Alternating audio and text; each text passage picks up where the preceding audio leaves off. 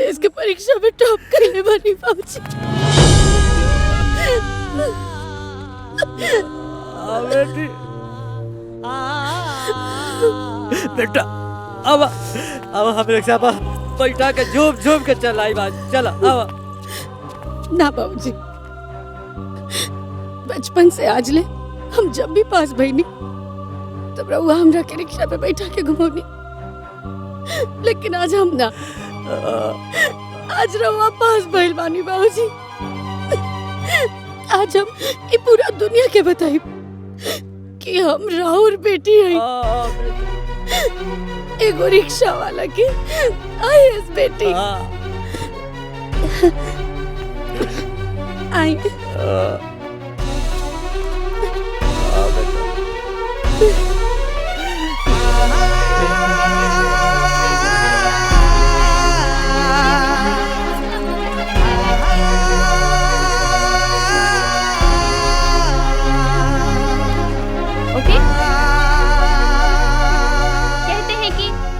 डर के नौका पार नहीं होती और कोशिश करने वालों की कभी हार नहीं होती। ये कहावत फिर से एक रिक्शे वाली की बेटी ने आईएएस टॉप कर ये कहावत साबित कर दिया है। जी ये वही विद्या जी हैं जिन्होंने अपने बाप का समर्थन ही नहीं बल्कि पूरे देश में अपने बाप का नाम रोशन किया है।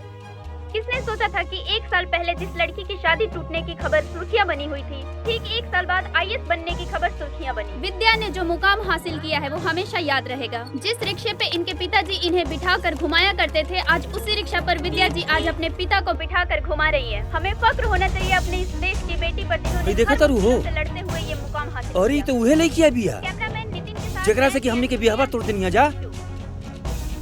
अरे ये तो आईएएस टॉप कर गई बिया। और अपने इस सफर की पूरी कहानी अपनी जुबानी हमारे दर्शकों को सुनाइए। कुछ कहिए मैडम।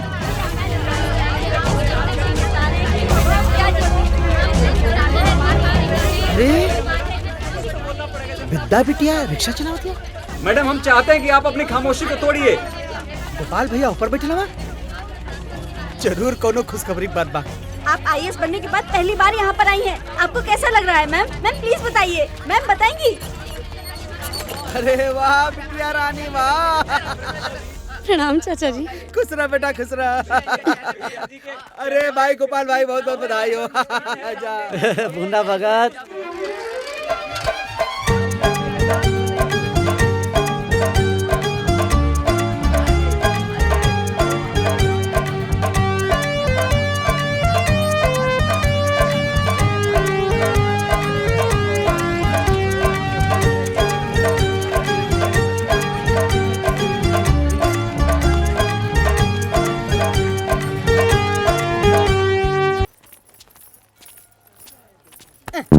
अरे का हो रहे हैं? अरे बनचरे हो गल का बड़ू हैं? यहाँ पूजा करे कम अब बस सेल्फी डेल्फी लेवे खातिर आ जात बाड़ू हैं? दादी माँ जाई ना अपन काम करी। ए जौन पड़ा का मारब ना तो हार जो टेढ़ा मुंह हो ना सीधा हो जाए। अरे चल जाने कहाँ से आ जले इंसान। ए भैया अरे एक यहाँ रख देते है ना। हाँ हाँ ठीक बा। अरे भैया ऐसा करा ना ई दे दा का और ई दे दा। अच्छा अरे घरे में 2 बच्चा हुन हमार आस लगले होयन के दादी आइयन तो कुछ प्रसादी सादी लेके आइयन ना। अक्षत मिलल हम मतवा। हाँ बबुआ मिलल हो। अरे हमार बड़का बेटा गोपाल के एगो बेटी बिया। अरे मैया रानी अगर सुन लेस तो हमरो बेटा भी पंच बराबर हो जाई। आज के जमाना में बेटा से बढ़ के बेटी होली। अरे आग लगे जमाना के हैं? अरे निर्वंश भैला से तो बेटी ठीक बाड़ी, बाकी वंश तो बेटा बढ़ाई नु। अच्छा बतावा कितना भइल पैसा? 20 रुपया मतवा। 20 रुपया ला ला बच्चा दा।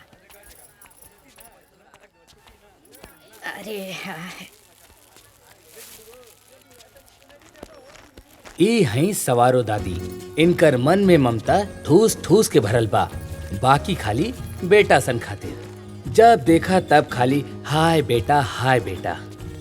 इनकर 2 बेटा बाड़े। तो लोग यहाँ खाली दिहाड़ी पूरा कराया हुआ। अरे काम करा काम। ई बाड़े इनकर छोट बेटा मनरेगा में सुपरवाइजर बाड़े, नाम बा बच्चू। अरे तू लोग ना बतावा सवेरे से खाली एक बीता काम भैल वहाँ तक संजाले न भैल ना तो लोग के बताओ थे हम हैं? अगर शाम तक पूरा काम ना किया तू लोग तो सबका एब्सेंटी लगी। प्रधान जी का आदेश है। और ई बाड़े सवारो दादी के बड़ बेटा गोपाल। इनकर ही वंश बढ़ावे खातिर दादी तड़प रहल बाड़ी, काहे कि गोपाल के सिर्फ एगो बेटी बिया। हाँ भैया आ गेला। इला ठीक बा। का बुना भगत? अरे सवारी वारी मिला लगे आराम है बा। भैया तावत बनी चलो। ए बाबू रुका रुका रुका रुका। ए बुना भगत तली के छोड़ दा। तू तो जानते हो ना कि हमरे बेटी का स्कूल से छूटे का टाइम हो गया। आवा जा भैया ऊपर बैठ जा।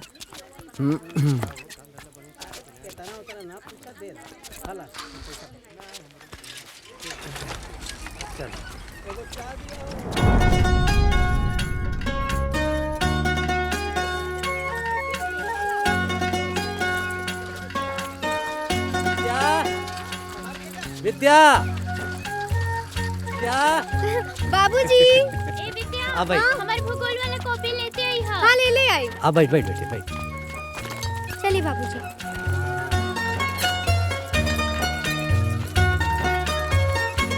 पता बा बाबूजी आज स्कूल में हिंदू के पिटाई हो गई ला। कहाँ है? अंग्रेजी के होमवर्क ना कैले रह लिया। तू हम तो रतिये के कैले ले रानी। आ दादी का कहत रानी काल विद्यावा सूझ जो नहीं ता थप्पड़ खाईबी। बाकी हम तो जानत रहनी है जे होमवर्क ना करी उ जरूर पिटाई। यही से काल रतिये कैले नी। हमार बिटिया कितनी समझदार हो गई बिया।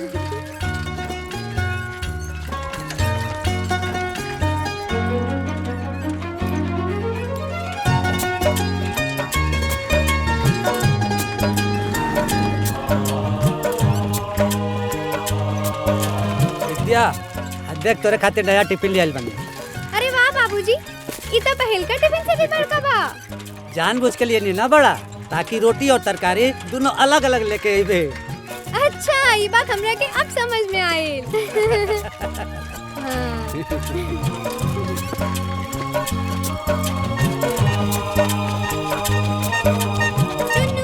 दीदी आवा आवा जल्दी आवा। बैठा बेटा चुन्नू जल्दी बैठा बेटा।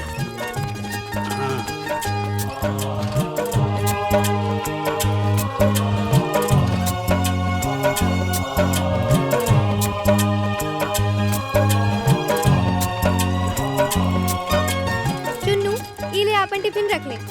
पापा हमके ना नया टिफिन किन दे ले। अच्छा हाँ देख नीला बा निमन बा ना। हाँ दीदी। बाबू तोरो के नया किन दी। ना बड़का पापा अभी हमार ठीक बा। दीदी कल मम्मी हमरा से पूछत रहे कि टिफिनिया केने बारे तो हम कह देनी कि स्कूल में छूट गइल बा। अच्छा तबे वो कहत रहनी है कि ना मिली तो तबड़ा तबड़क मारब। हाँ दीदी। अच्छा स्कूल छोड़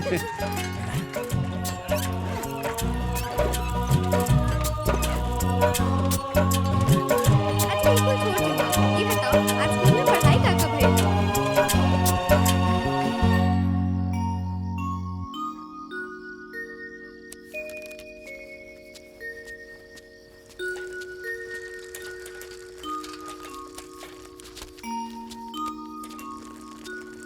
अरे बच्चू। हाँ भैया। बाबू इतना लेट कहाँ हो गया?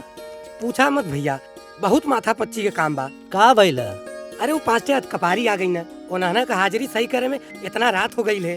और ऊपर से प्रधान जी के दुकाने जाके पूरा हिसाब किताब दे के तो ये आवत है।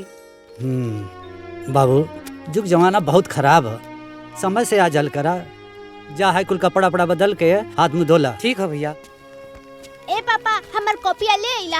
हाँ बेटा ला।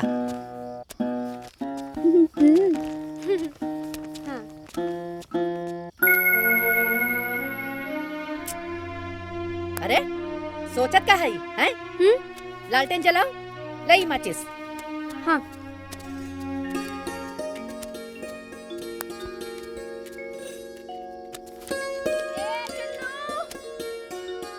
बाबू तोर माई बोलाती है ना, जो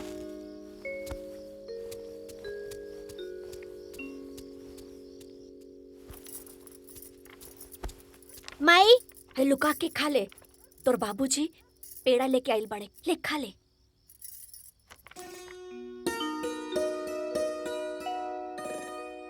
माई माई बड़ा निमन बा। दीदियों के देख क्या होता है। मार देख लपड़ है। गिन के पाव भर में 4 गो पेड़वे बा। चलल बड़ा पूरा गांव में प्रसादी बाटे। खो आई जा।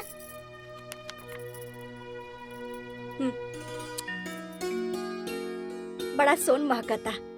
हमो खा के पानी पी ली का?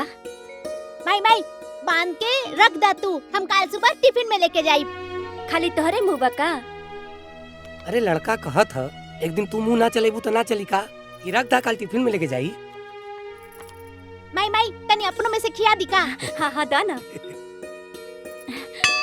ई का माछी का मुड़ी देले बड़ा। अरे नी झापड़ ना।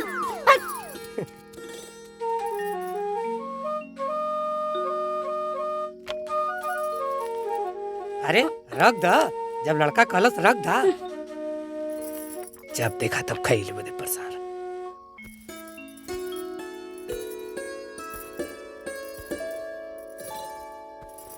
बहू तोरा कमरा में अक्षत रख देले बानी। हाँ हाँ देवी माई के नेह में चढ़ा के ओके खा लिया। जी माँ जी। अरे देवी माई के कृपा होई ना तो विद्या के भाई हो जाई। समझत बाड़ू ना का कहत है? माँ जी रउआ काहे परेशान हुआ तनी? एगो बिटिया तो बिया ना। अरे तू लोगन के कौन समझाई के बेटा कितना जरूरी हो। माई तोरो कहना सही बा, बाकी बेटा होके चाहे बेटी इंसान के बस के बात बा। हाँ अरे भगवान जौन दे दे ना आशीर्वाद के रूप में तो खुश होके के चाहिए। हाँ तो अगर भगवान दे दी हाँ तो के फेंक देबा का? हैं? अलग अलग परिभाषा में हमके समझावत हुआ। अरे अभी तू लोगन के कौन सा ज्यादा उम्र हो गई? अरे ई उम्र में तो लोग अभी बियाह करलन। देखा लाइनों आ गई, हम सच्चो कहत है ना? अरे एके छोड़ा, तू तो समझत हो ना? जी। जा जाके आराम करा। जा जा।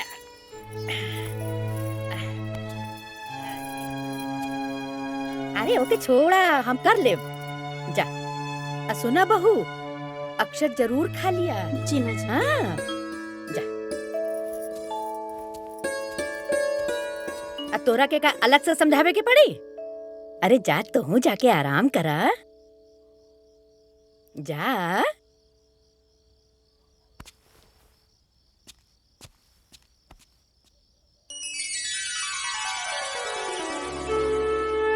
अरे बड़ा गोड़ पिरा था। अरे चलना ना जाता। अरे राम, चश्मा भी धुंधला हो गया, दिखाई न पड़ा था। देखी पूछ के। अरे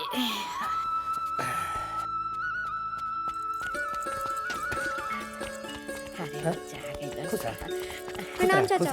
दादी खुश रहा बच्चा, खुश रहा।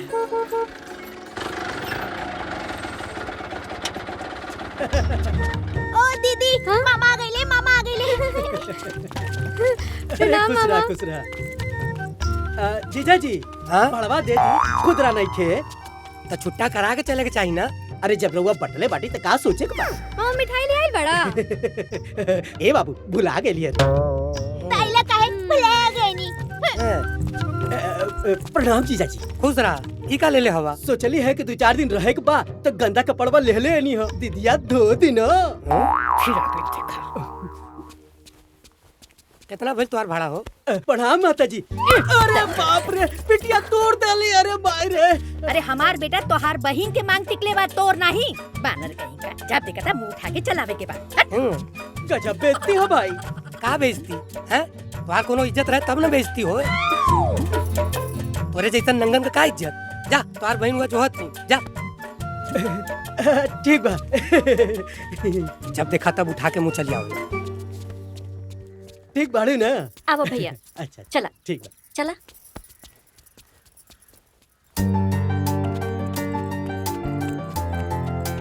अरे दीदी चला चला, हमरा गोड़ में दर्द होखे लागल बा। पैदल नहीं के चलल जात। दीदी अगर बड़का पापा छोड़े आ जाइतन जैसे लियावे आवेले तो कितना बढ़िया होइत, है ना? अरे ई समझ, जब पापा हमनी के स्कूल छोड़े ले आवे में रह जाइए तो काम कब करी है? 1 मिनट।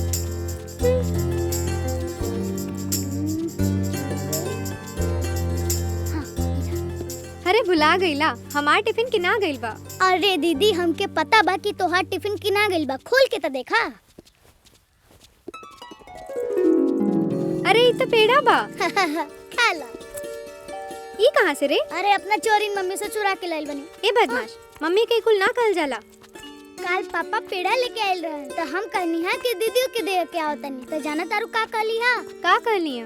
कहत रहली कि एक लपड़ मारे एक पाव में 4 गो तपेड़े बा और चल्ले गांव भर में प्रसादी बाटे। अच्छा। तो फिर हम दिमाग लगौनी और तहरा खातिर पेड़ा लेके आ गईनी। अच्छा, तू खा जा दीदी। अरे दीदी हम खा ले बनी, तू खा। ते हमार छोट भाई है ना, भाई बहन के आपस में मिल बांट के खाए के चाहिए। पहले तय को फिर हम खाई।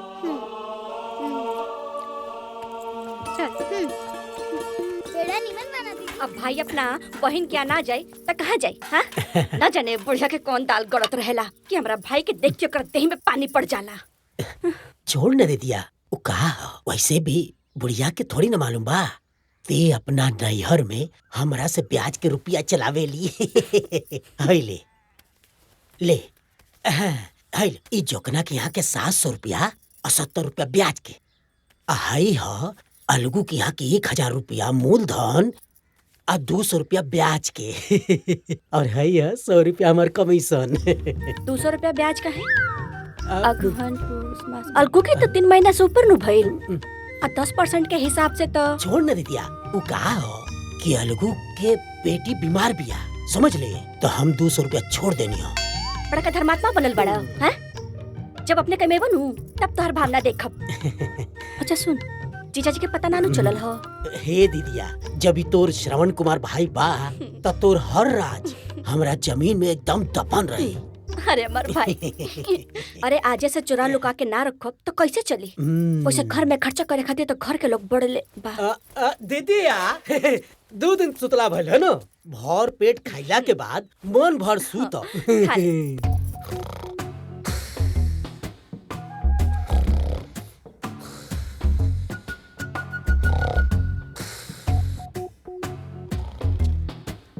अरे बड़की बहू, ई देखा है।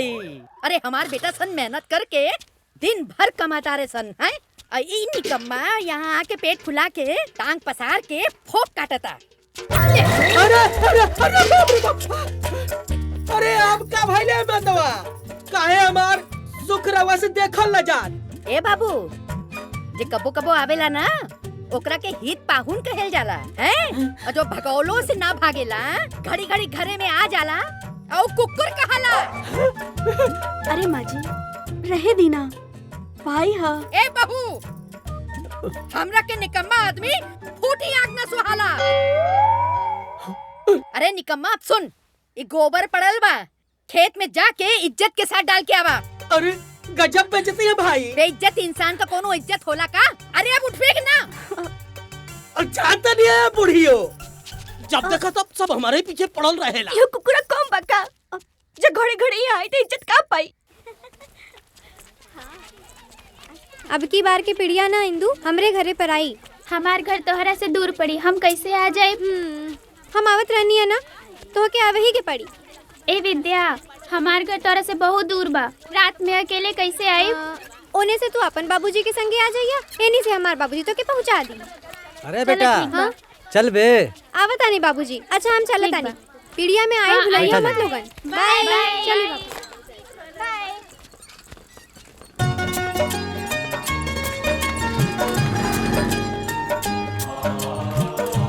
मोहन, ए मोहन, आओ जल्दी।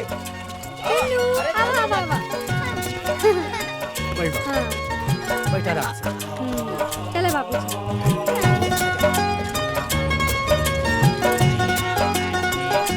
अब तो तोर पढ़ाई लिखाई सब चौपट। ऐसे कैसे चौपट हो जाए बाबूजी? दिन भर तते एनो ने लागल रहबे। हाँ? आ साझी खा पीड़िया के तैयारी में लाग जेबे। अब पिछली बार याद है ना, खाए खातिर तोर माई कितना डांटे, आ हम बीच में बोली तो तोहरो डांट सुने के पड़े बाबूजी। खाली डांटे ना सुने के पड़े, तोरे दादी के डांटो मिले, गरियो मिले। बाकी अब तू बड़ हो रहा बाड़े, ये कबे चली बेटी? ये तो हमेशा चली बाबूजी, काहे कि हमार एक ही तो भाई बा। दीदी हम तालाब में सुगा पंखी के दाना देखनी। हाँ। अच्छा अच्छा, तब तो रो पूरा तैयारी बा। अब तते अपने माई से रोज पिटाइबे। काहे पिटाई बड़का बाबूजी? अब विद्या के साथे लागल रहे तब कुल पढ़ाई लिखाई चौपट होई ना। पढ़ाई करे खातिर तो पूरा दिन बाटे बाबूजी, पिड़िया तो रात में लागेला। हाँ।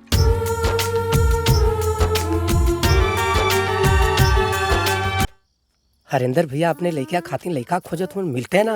कहाँ है बच्चों?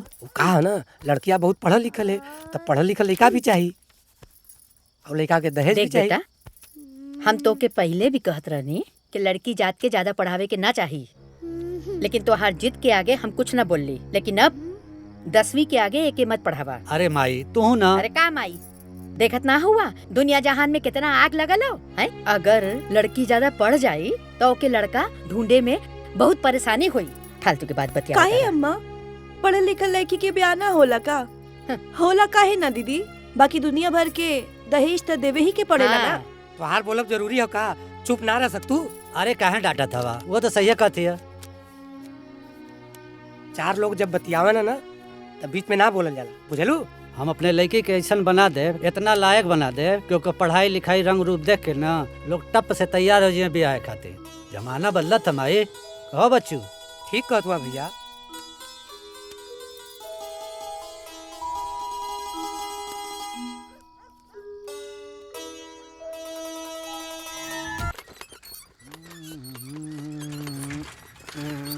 का मर्दे आज मूड खराब करके बड़ा का? हाँ आइल बानी। अब तो हलवन के एको बात बताओ चाहता नहीं, सबके सामने कह देता नहीं। हमारे दहने हाथे में ना अपने मेहरारू के मर्डर लिखल बा, मर्डर। आई बाया था में ना जेलो लिखल है। अरे मतलब तो के भूत प्रेत पकड़ ले का? क्यों ये तर बोलेला? जवान होखे होखे, बाकी ओकरा के जब हम देखिला ना हमारे हथवा में खुजली होखे लगेला। जब बोले नइखी कूटत बेचैनी खत्म नहीं होत। अरे पगला गेल बड़ा का? अरे मर्दवा तू सुसरी वैसे है बे करे। अब आज भात खाए के मूड रहे तो रोटी बना देलस, और कल रोटी खाए के मूड रहल भात बना देलस। बस काम धंधा सब कुछ डिस्टर्ब कर देले बा। यही बाती पे जी भर के इतना कुटनी कहत रहल चिल्ला चिल्ला कि हम मर जा। हम काली जो जाके मर जब हम जान दे दे बापन। अरे काहे इतना हल्ला हो तो वहाँ पे आए? हमका जिएंगे नहीं के। अरे बिटिया रुका, ऐसे ना कही जाला। हम ना जिए चाहता नहीं। संभालो अपने। अरे का बा तो बुना वो? अरे काहे जान देवे पे लागल बाड़ू हो? हमके मार ले हसबे। हम ना जियब, हम ना जियब। अरे बतावा तो भइल का? रोटी बनावा तो दाल खातिर मारे, दाल बनावा तो रोटी खातिर मारेला। तब से 7 ब्याह गई नहीं हो। अब जिया की जना। अरे ना ना ना, अरे बतावा। हमके मर जाए तो। अरे ना ना ना ना, अरे इतना कुल घरे में हो गए और तू एको दिन हमके ना बतैलू। अच्छा ये बतावा काहे मारे लाऊ? बतावा तो काहे मारे लाऊ?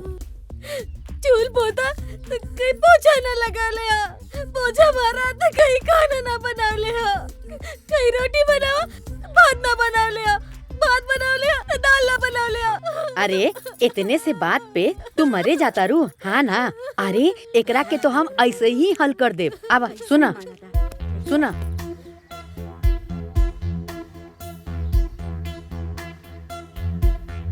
हाँ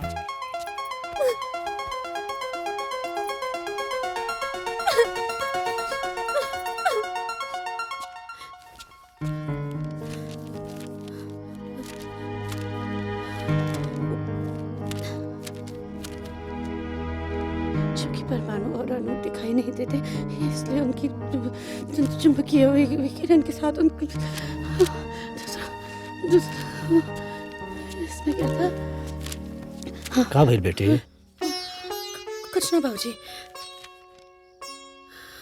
हम देखा ताने कि तू बहुत परेशान लगता रे। का बात बा? बाबूजी बचपन से लेके आज ले हर केहू रोवा के हमरा के पढ़ौला के वजह से बहुत कुछ सुनौले बा। अभी ये एग्जाम एकदम सर पे बा, हम अच्छे से ना पढ़ब, अगर हम पास ना होगा तब फिर सब रोवा के सुनाई। और बहुत ज्यादा पढ़े के बाबू हमके बहुत ज्यादा डर लागता। बस इतने बात हैं? हम अबे आवता नहीं।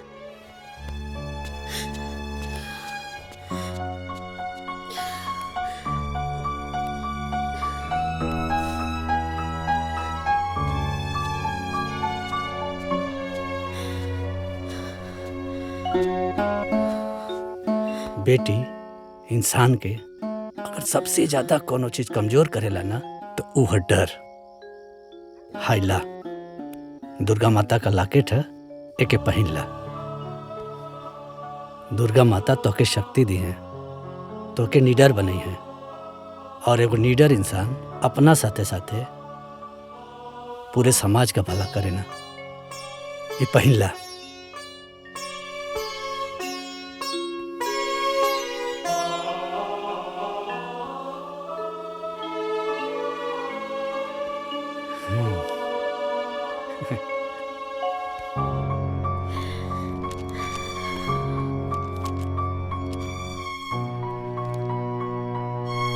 इसके ऊपर डिपेंड करता है कि उनका मैसेज कैसे काम कर रहा है, जो हमारे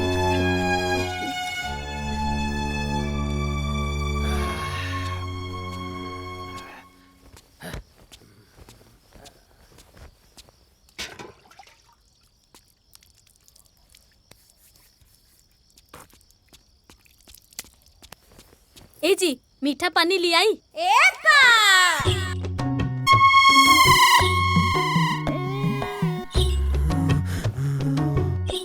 खाना में का बनल है? रोटी सब्जी। रोटी सब्जी? काहे? चावल दाल ना बनल है? चावल दाल भी बनल बा। रोटी सब्जी चावल दाल हमके ना खाए बा, हमके सतुआ खाए बा। सेतुआ भी घोर के रख ले बानी।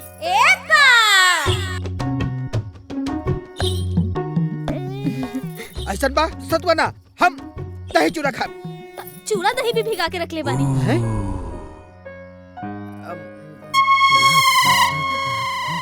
ऐसा बा हमके लिट्टी चोखा खाए बा।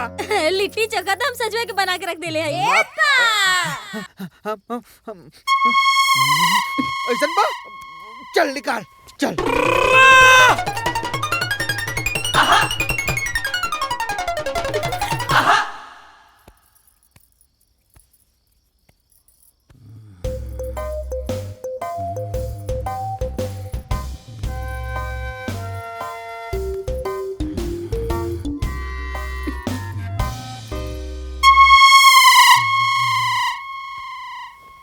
ए जी आज के खनवा कैसा लागल है? चुप चुप चुप पैर दबाओ।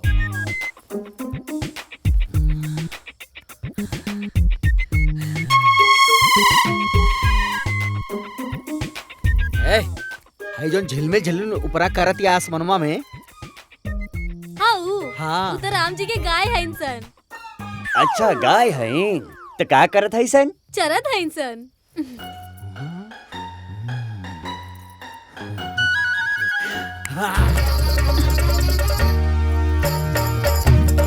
हरामखोर, जब तोरा के मालूम रहा है राम जी का गैया ऊपर चत रहनी है, टंगना में काहे बिछोना लगोली आए? अगर कहीं कोनो गैया हमारे करजवा पे गिर जात तब?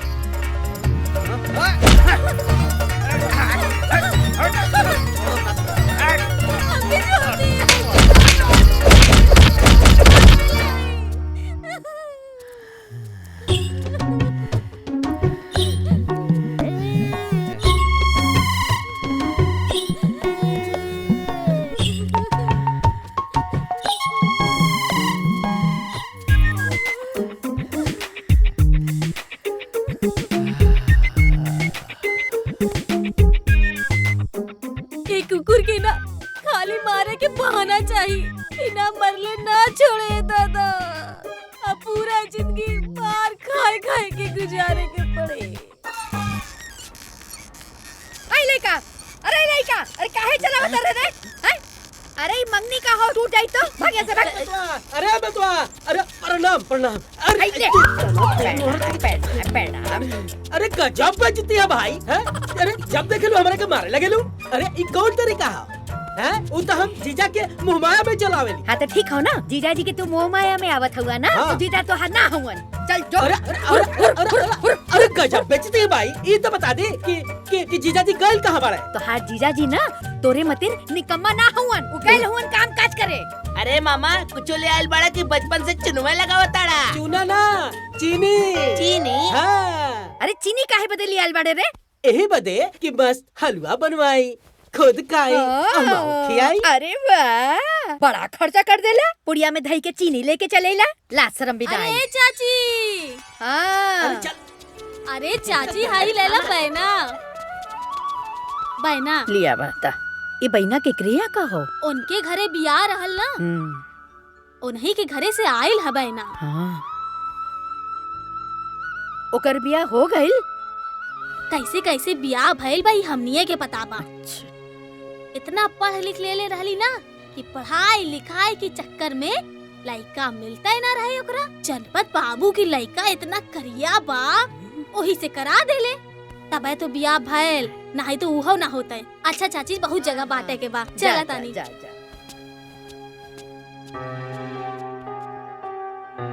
एगो हमरे घरे में लड़की है, हमार बड़ी पगलेट बेटा है, ओके ESC BSc सब करावत हो। पापा हम पास हो गई नी। तू पास हो गई लू? अरे ये बूढ़ा भगत, आज देखा हमारी बेटी पास हो गई। भैया हमारी बेटी पास हो गई। प्रणाम चाचा। खुश रह खुश रह। ए अशोक भैया, हमारी बेटी पास हो गई लो। आ बेटी बैठ। बड़ी खुशी की बात है। ए तपेश्वर बाबू, हमारी बेटी पास हो गई। ला बेटी। ए रामू भैया, हमारी बेटी पास हो गई लो। हे लाल बहादुर भैया, हमारी बेटी पास हो गई लो। अरे बहुत बढ़िया बात है भाई। ए राजेंद्र भैया, हमारी बेटी पास हो गई। अटे काका, हमारी बेटी पास हो गई। ए राज बहादुर भैया, आज सबके चाय पिया हुआ, हमारी बेटी पास हो गई भैया। ए जगमोहन चाचा, हमारी बेटी पास हो गई। ए धर्मेंद्र बाबू, हमारी बेटी पास हो गई। ए दिलीप बाबू, पास हो गई हमारी बेटी। एक किधर काका, हमारी बेटी पास हो गई। ए महिला भैया, हमारी बेटी पास हो गई। अरे जवान के लोग आज हम बहुत खुश हैं। जल्दी से रसिया पूरी बनवाओ और पूरा गांव में बंटवाओ, सबके खिलाओ। ए विद्या कमाई। भइल का हो बेटा? का भइल? हम BSc पास हो गई नी दादी माँ। अच्छा।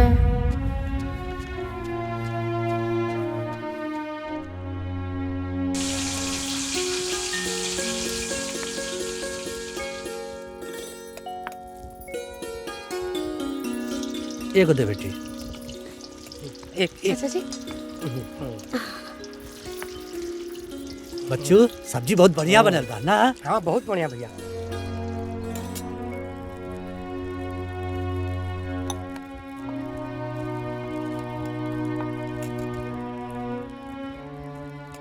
माई का भइल, धीरे धीरे खात बाड़ू, अच्छा ना बनल का?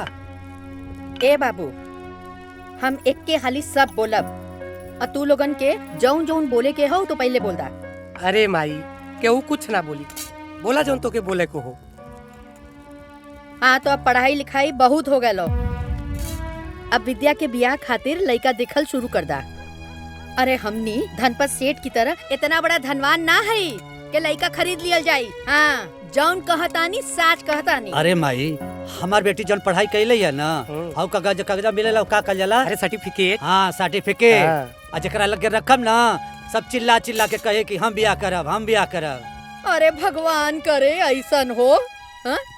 लेकिन जमाना में आग लगल हो बाबू, लड़का खोजत खोजत चप्पल घिस जाला। हाँ हम तो कहत हई ढूंढल शुरू कर दा तू। माँ जी एकदम सही कहा तानी। अब्बे से लड़का खोजत तब 2-4 साल में मिली। खोजा लड़का। अच्छा तो तू बोले लगलू?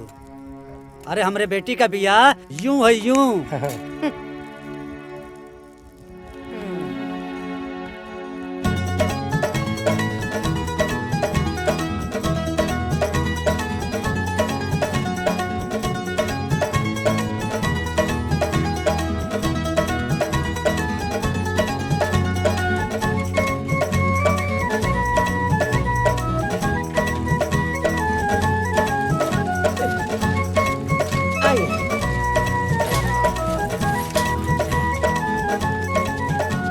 ए बड़का जीजा हमार जानल पहचानल घर बा, पार्टी एकदम तगड़ा बा, समझली? आ लइका बा कंप्यूटर के कोर्स करेला, कौन और जगह जाए जरूरत नहीं खे, समझली? एकदम खुल के बात करी। आई आई भैया। हाँ के अरे प्रणाम प्रणाम प्रणाम। आई आई आई दे तनी कुर्सी बैठी, बैठल जा बैठल जा बैठल जा। चलो बैठा बैठी बैठा। आई आवा ला ला। अरे हरिया तनी चाय पानी ले आवा।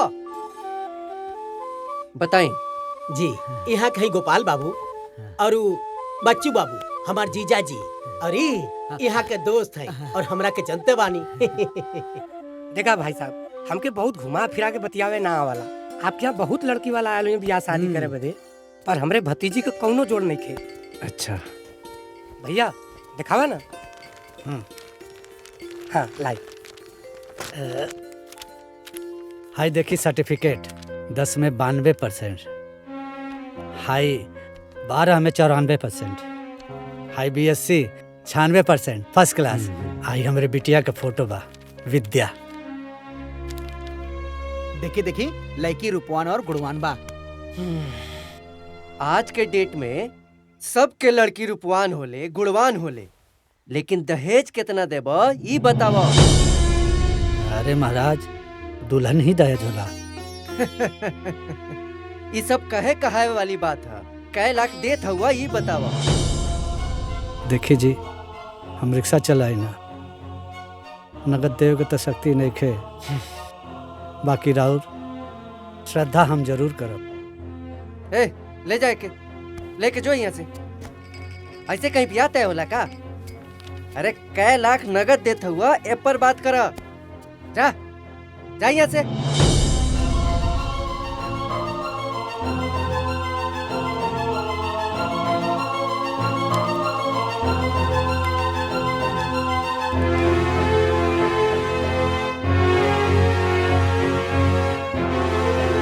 का सोचा तारा? जा।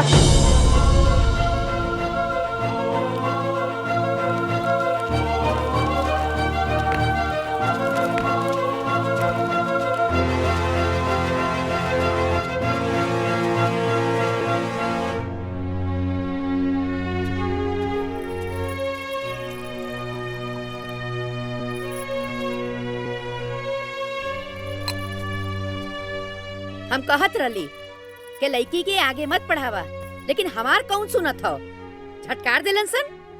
अरे माई तू परेशान मत होआ, दुनिया में बहुत लड़का मिली। ए बेटा ई उम्र में ना हम समाज का परिपाटी कुल जानीला हैं, और तू लोगन का जनबा हैं? अरे 5वीं पढ़ा देता और कोनो रिक्शा चलाए वाले का लड़का के साथ में इकर बियाह कर देता और पढ़ावा एसी वेसी तल्ला लड़का खोजा। अरे माई बेसी अंतर ना रहे, बस दहेज के लेकर थोड़ा ऊंच नीच हो गई, बाकी सब तो ठीक है रहे। कहो दहेजे तो असली काल बा। माई तू चिंता मत कर, हम दोनों भाई मिल करके कर ले हल बिया। हाँ तो करा, जौन मर्जी करे तौन करा।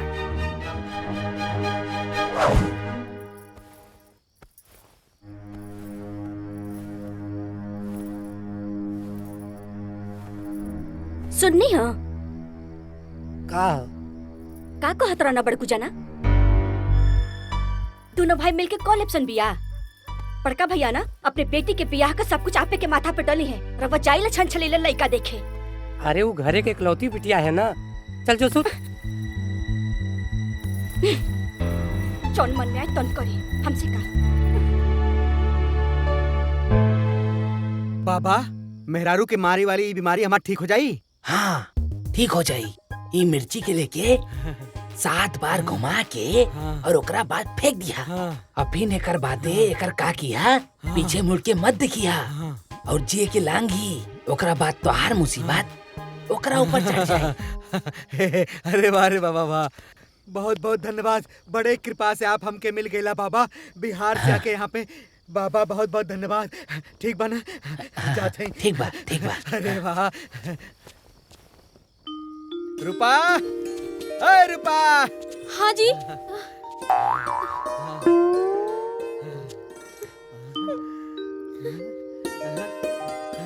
अरे बाबा जी के टुटका काम आ गया, हमारी बीमारी ठीक हो गए। ना मारी हमके ना मारब ना मारा ना मारब खाली प्यार करा प्यार करब प्यार करा अच्छा सुबह से लेके रात तक रात से लेके सुबह तक प्यार करब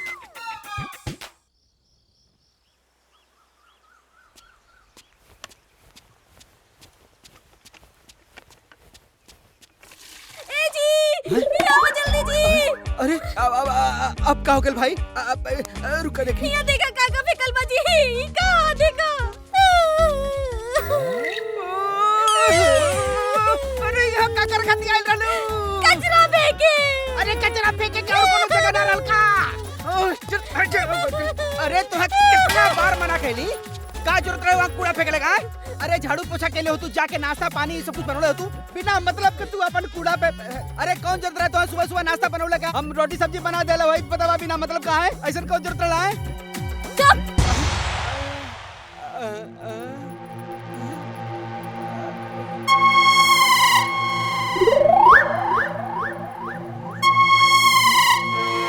लगता के रिएक्शन हो रहा बा ये हमारा रिएक्शन हो गई देर बोलबे नहीं ना बोलब काहे ना बोलबे दूध कालो ना बोलब बोल बोलत नहीं मत बोल सबके सामने का बोली अब अंदर आ बाबा हम काहे के अंदर आई गलती हो गई गलती तू काहे अंदर जाइबा ना जा अच्छा तू जा अंदर हम काहे अंदर जाई अच्छा हम जाते ही अब ए कर हमरा घर में तू काहे जाइबा अच्छा ठीक बा तू ही चल जा भाई हम काहे जाई तू ही तो बड़ा के लुआ मना कहीं नहीं है तो तू जा ठीक बा जाते ही ए हमके छोड़ के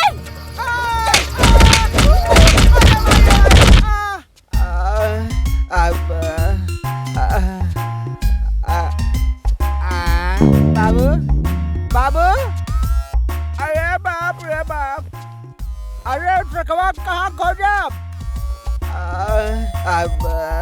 अरे माई रे माई अरे माई ऐसा करनी ऐसा मरनी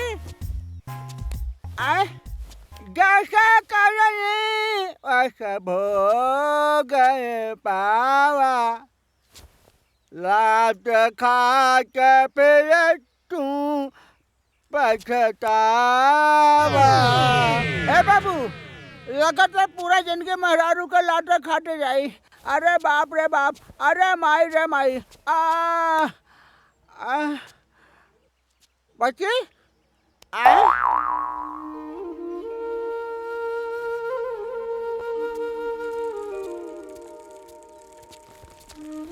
गोड़ लगा थे भाई जाता खुश रहा खुश रहा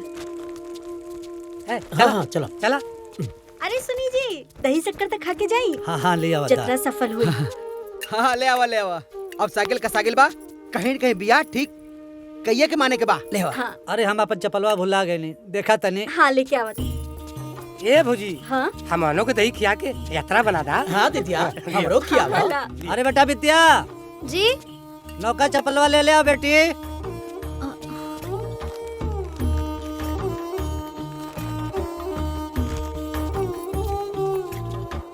हाँ ले आओ बेटी दा ली अरे देवी माँ का कृपा रहे कि शादी ब्याह सब अच्छे से पक्का हो जाए न तो कहल जाला कि बेटी का बिया पक्का करे में बाप का चप्पल किया जाला।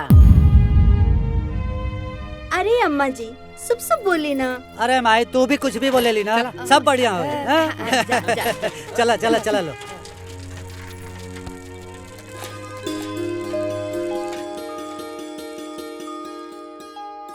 हाय देखे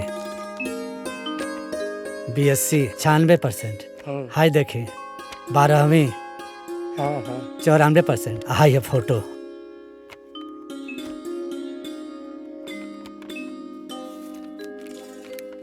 ये मार्कशीट और नंबर से हमरा के कोनो मतलब नहीं खे। ये बतावा माल कितना देबा माल। देखी हम गरीब आदमी है रिक्शा चलाई ना लेकिन कुछ न कुछ तो करबे करब अपनी बिटिया खातिर। जब औकात नहीं बते मर्दवा काहे आ गइला भैया जा यहाँ से।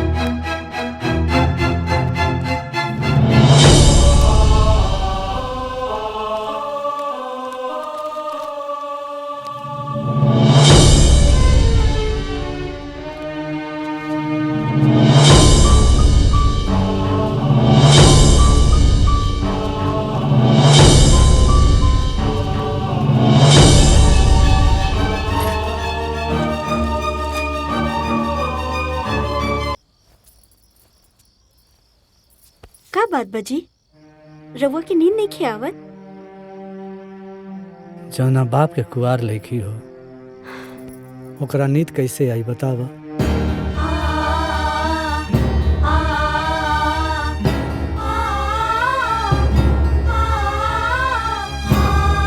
रवा सुत जाए, सवेरे बिहाने लइका देखे जाए के बानू।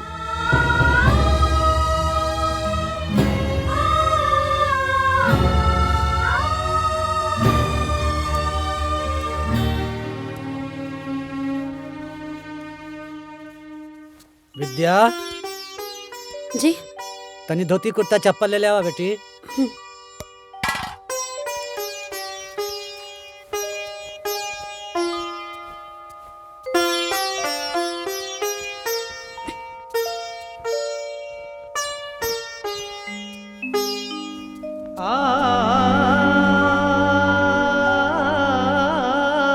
कहल जाला कि बेटी का बिया पक्का करे में बाप का चप्पल किया जाला।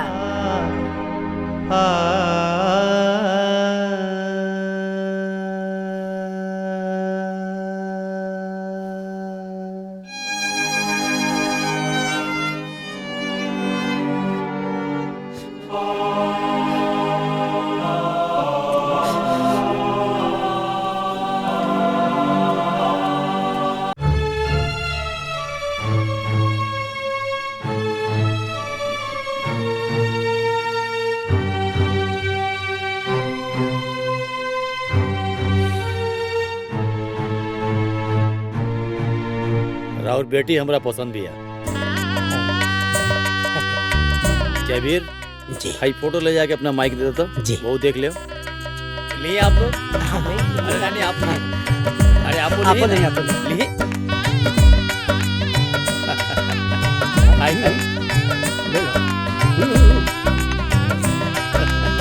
अच्छा, माइक पसंद भी है। चलिए भाई, होम मिनिस्ट्री के भी परमिशन मिल गई और अब हम प्रशांत के फोन करके बुलवा लेता नहीं, राहुल लोग भी मिल ली। ना ना और का जरूरत बा, घर भर सब देख ले लस। शादी ब्याह के बातचीत कर जाओ। देखिए भाई, हमरा बेटवा के अब ही जन कल्याण बैंक में प्यून के जॉब लागल बा। और जब हम बड़कू के ब्याह कईनी ना तो एको पैसा दान दहेज ना मंगनी। बाकी ये जान ली कि जौन भी बाराती लोग बारात में गइल रहे ओकरा लोगन के आज भी वो बिटिया के स्वागत याद बा। इतना जोरदार स्वागत कइलस जी। हमरा के तराउर से यह कहे के बा कि हमार बेटा शान से कह सके कि ओकर बियाह उचित सम्मान के साथ भइल रहे और हमहू शान से कहीं कि रउआ हमार समधी हैं जी। रउआ यहाँ हमार समधियान है जी जी। हमरा अंगना ले लेके राउर मंडप तक जे भी देखे ना वो खुश हो जाओ, हम इहे चाहता नहीं। हमार एक बिटिया भी है। अच्छा अच्छा, स्वागत में कोनो कमी ना रखब। बस बारात लेके पहुंच जाए। हाँ।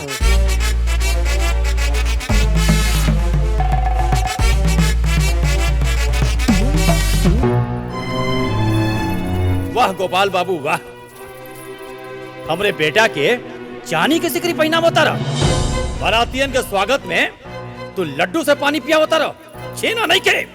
अरे अरे हम ना जनली के इंसान इतना बड़का भिखारी होई।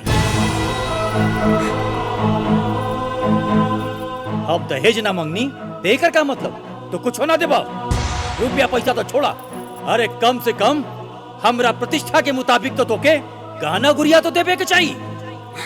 बाहर तो ये सुने में आवता कि जौन गहना तो अपना बिटिया के पहनीले बड़ा वो असली सोना ना है। अरे गोपाल बाबू, तू तो हमार प्रतिष्ठा पूरे समाज में मिट्टी में मिला देला। तुहार बिटिया कितना सुंदर बिया, ओकरा के कितना नंबर मिलल बा, ओकर कोनो वैल्यू नहीं खे। वैल्यू मतलब जाने ला, वैल्यू मतलब समाज में प्रतिष्ठा चाहिए। जाना तारा पतो तो कैसे नो चल जाई।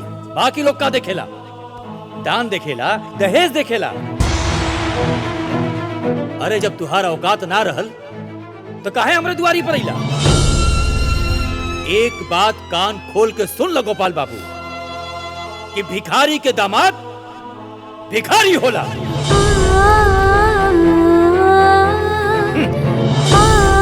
भिखारी बाप, भिखारी परिवार, भिखारी समाज। तोहरा जैसन भिखारी इंसान के औकात हमार समधी बनल तो दूर, अरे तू तो हमरे घरे में नौकर बने के बराबर भी नहीं खो।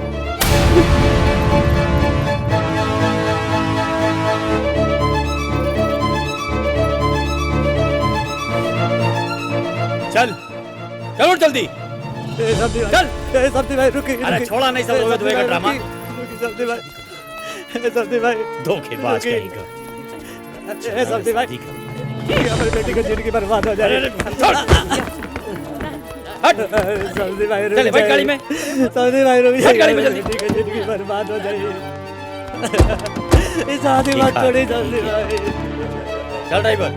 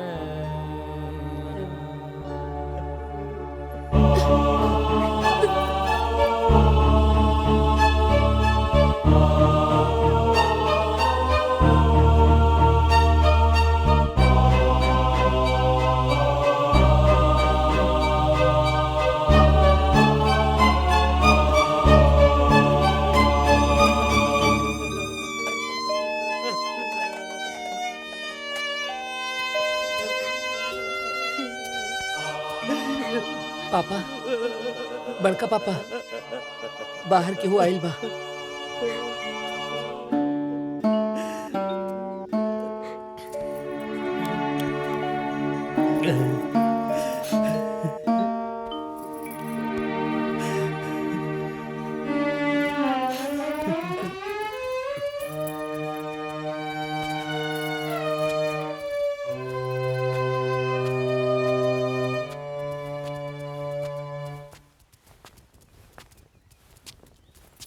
गोपाल जी, हमनियों को जन सट्टा बयाना का पैसा बाकी बा न, ओके क्लियर करी। दूसरो जगह सट्टा बा। देखी अब रात वाली बात है, जनते बानी बारात वापस चल गई। हाँ, बारात वापस चल गई तो चल गई, हमार टेंट तो खड़े न बा महाराज। हम अब आप लोग के कैसे समझाई, सब माटी हो गई। अरे मर्दे, का मजाक करता रहा? खाना केहू खाए चाहे ना खाए, हम तो बनोले बानी ना। और हमार रात भर जनरेटर हमार चलल है, ओमन डीजल पड़ेला, जवन डीजल ना पैसा कावेला। देखी अभी हम आप लोग के सट्टा के बकाया देवे के स्थिति में ना आई। बड़ा बेशरम आदमी बाड़ा महाराज तू था। 40,000 का सट्टा है और कहा तारा की देवे की स्थिति में नहीं के हम। अरे शादी करे से पहले सोचे के चाहिए ना कि हमार कितना औकात बा, और चल देहले शादी करे। जब औकाते न रहा तो काहे कैला? अरे भाई साहब, आप तो ऐसा बात करते हुआ जैसे काले हम लोग घर छोड़ के भाग जाए। ठीक है बड़ो ताले बर्दे, हौ जोन ब्याज पे रुपया लेले पड़ा ना, हमरा आजा चाहे पूरा मूलधन। अरे आपके तो ब्याज मिला था ना। एक और मतलब भइल बा, कल के दुनिया छोड़ के चल जाइए तो पैसवा के तू देबो। देखा भैया, देखा सुना, अब तो हम लोग हमके मारू दे बना, तब हम कुछ न कर पाए, मजबूर बानी। बाकी आप लोग से 1 महीना का मोहलत मांगता नहीं, हम एक एक पैसा आप लोग का चुका दे, हमके दे दी। 1 महीना से 1 दिन भी बेसी भइल ना तो 1 मिनट ना लगी बेइज्जत करे में हमरा के, बुझला? पूरा इज्जत ले भी तब। चला, दिमाग खराब हो गए, सम्मान दे। हाँ सेठ, एकदम सही कहा तारा। देखला बेटा, इहे दुनिया हो। अरे तू एकर पढ़ाई में जितना पैसा तू खर्चा कैला, अगर उनमें से 2 पैसा बचा करके दहेज में मोटरसाइकिल अगर दे देला रहता ना, तो ये अनपढ़े रहत। लेकिन एकरा के गाड़ी का कबारे में बैठा के ले जातन सन। अरे आज के युग में भी लड़की का डिग्री का कौनो महत्व नहीं खे। जौन होके के रल हो गइल। तोहार मान सम्मान तो कुल मट्टी में मिला देलस ना तोहार डिग्री वाली बिटिया। अब वो डिग्री लेके का करी? तोहार मान सम्मान वापस कर दे का?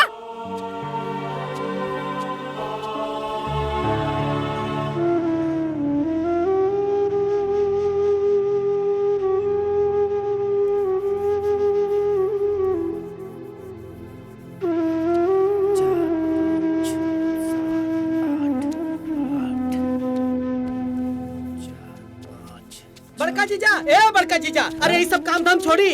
अरे एगो हम बहुत बढ़िया खुशखबरी लेके आयल बानी। अरे का खुशखबरी है? अरे सुनबो तो मन खुश हो जाई। अरे महाराज बताइए कर बा। ना हम यहाँ केहू के कुछ ना बताए। रउआ लोग चली भीतरी, हम सब केहू के सामने बताए। चली चली चली चली, आई आई आई आई, चली चली, बहुत निर्मल खुशखबरी बा। चली, चली, चली, आई, आई, आई, आई। अरे आई लो, ए दीदिया, ए बतवा जी, अरे सब केहू बहरी आई लो। का भेल रे? एगो खुशखबरी लेके आयल बनी हो। अरे कौन सा खुशखबरी बा? अरे ललिता गांव में ताजा ताजा एगो ब्याह टूटल बा।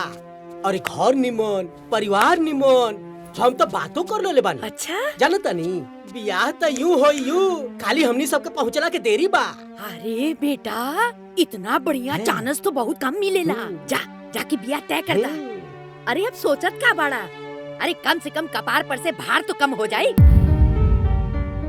हाँ जीजा जी, ऐसा मौका छोड़े के नहीं खे। अरे यह सीजन में बाजा बाजी। और सबसे बड़का बात ये बा कि लड़का पार्टी भी तैयार बा। लेकिन बाबू, बियाह टूटल कैसे?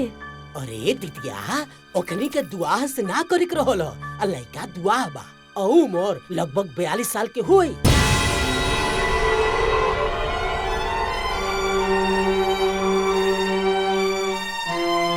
42 साल के दुआ से हम अपने बेटी का ब्याह ना करब।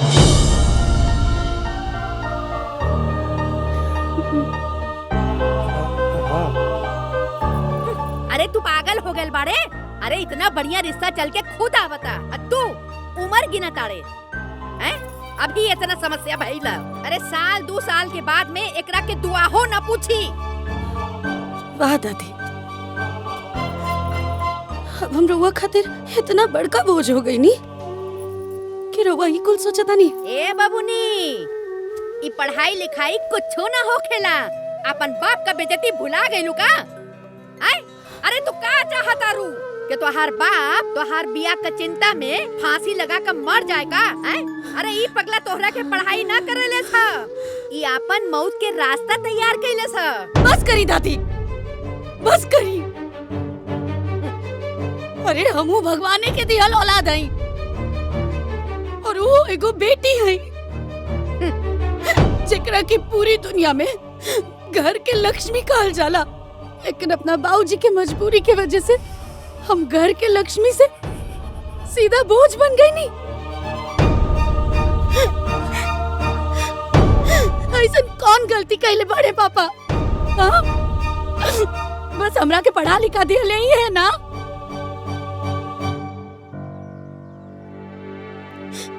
ये बाकी उनके सजा मिल रहा बा ना, इस समाज से, घर से, रहुआ से।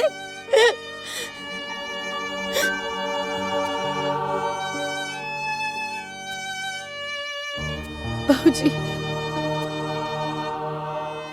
रहुआ हमेशा दुनिया के परवाह कैले बिना हमरा के पढ़ौनी, लिखौनी, यहाँ तक पहुँचौनी। अरे इतना तक क्यों पिता अपना बेटा खातिर भी ना करे जितना वो अपना बेटी खातिर कहनी। बस एक बेर और भरोसा करी पापा, एक बेर और। बस हमके एक मौका चाहिए। हम आगे पढ़ल चाहता नहीं पापा। हम पढ़ लिख के इतना सक्षम बनल चाहता नहीं, इतना सक्षम बनल चाहता नहीं कि सब लोग के बताएं। अगर हमारे बाबूजी बचपन से लेके आज ले हमारे दहेज इकट्ठा कैला के बजाय हमरा के शिक्षित बनौले तो वो बहुत सही कहले। हम इतना काबिल बनल चाहता नहीं बाबूजी कि हमरे बाबूजी के दूल्हा खोजे खातिर दूसरे लोग के पास जाए की जरूरत ना पड़े। दुनिया भर के लोग रिश्ता लेके हमरा बाबूजी के द्वार पर आए। बस इतना ही सक्षम बने के बाप के।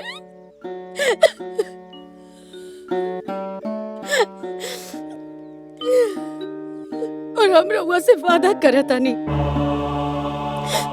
हमरा वजह से जे केहू भी रउआ की बेइज्जत कइले बा, हमके पढ़ौला के वजह से जे केहू भी रउआ के हीन समझ ले बा, उस सब लोग के सामने रउआ फक्र से कहब कि हमार बेटी हमार शान ही है।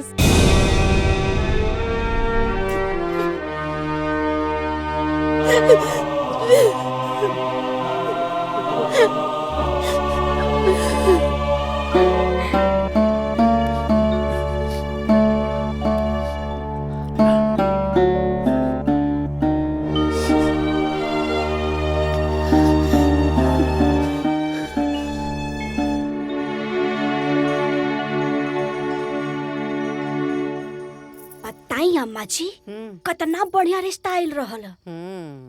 बाकी ना जाने कतना बेइज्जती लिखल बा। बबुनी शहर जात बाड़ी।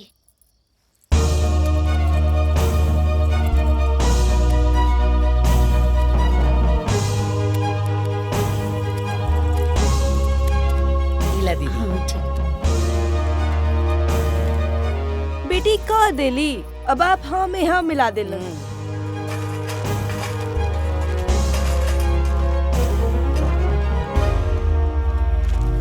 एको बेर रउआ से ना पूछाइल ह। हमरा तो कुछ कहे ही के नहीं खे। जेकरा जौन मन करे ऊ करे, जहाँ जाए के बा उहाँ जाए।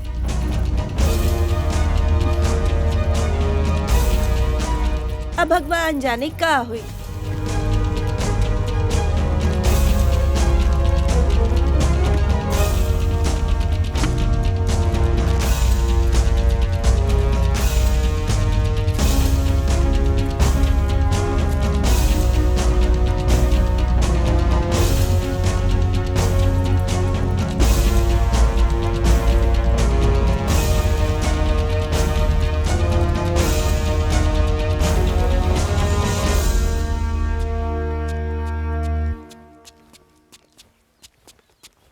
मुना भी पकड़िया।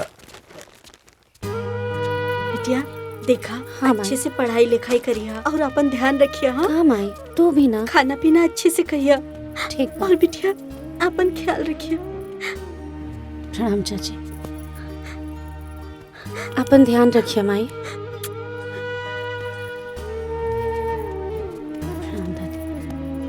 बेटी, तोर बाप तोरा के कमा कमा के पढ़ौले साव।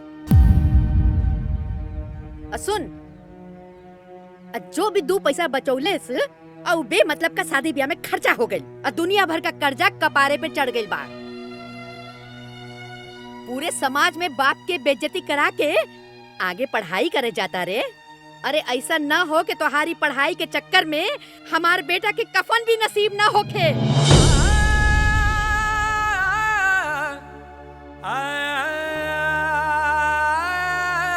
ओकरा के कफन खातिर भी हमने के दोसर के आगे हाथ फैलावे के पड़े।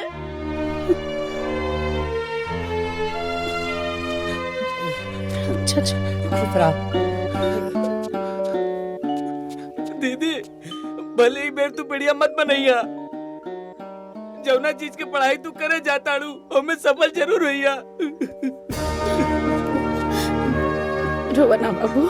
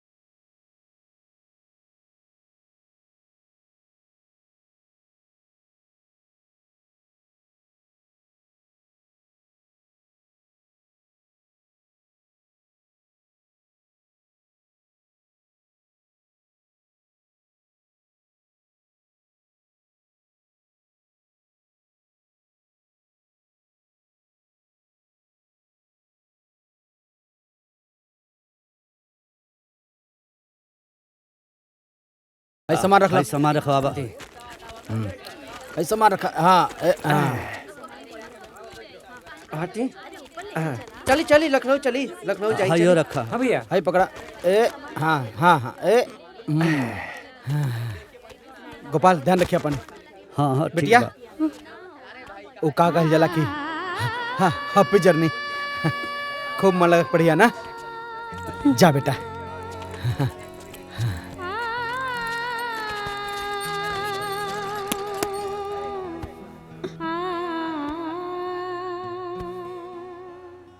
ए छोटू यहाँ आओ। जी भैया। ई उहे लेके बिया ना जेकर अखबार में फोटो छपल रहे, भारी बेइज्जती के साथ बारात मंडप से वापस। हाँ लागत तो हुए दिया। छोड़ा अपन काम कर। अरे पगली ते काहे दुखी होता रे? अरे बहुत लोग के बारात वापस गइल बा। ये फालतू लोग के बात ना सुने के चाहिए। तोर बाबूजी हो ना तोरा साथे हैं?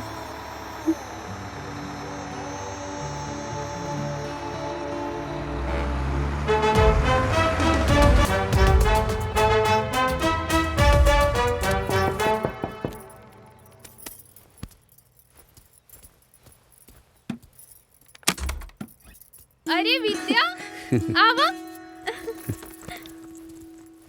हाय दी चाचा। अल्लाह बैठी चाचा।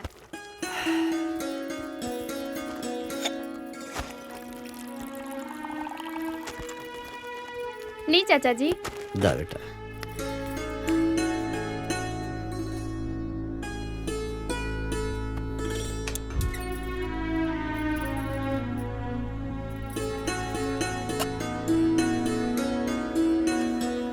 बेटी हम जाते हैं। अरे चाचा जी चाय बनाओ तनी, चाय पी के जाए। ना बेटा लेट हो जाए और रात हो जाए। हाय ला।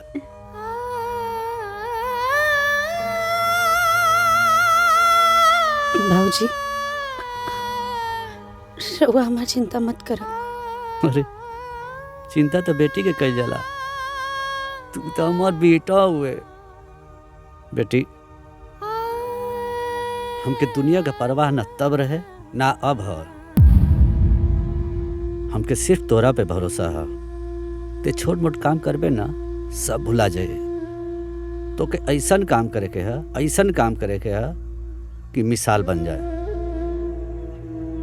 काहे कि तोरा साथे करोड़ों बेटियन का भाग जुड़ल बा। जौन बाप हमने नियन गरीब हुई, तोरा साथे करोड़ों बाप का इज्जत जुड़ल बा। जे हमने नियर बेइज्जत भइल होई तो के करोड़ों माई के आंसू पूछे के बाद जे अपना बेटी की ब्याह के चिंता में रात दिन रोवत होई। लड़की हो हिम्मत से लड़ा।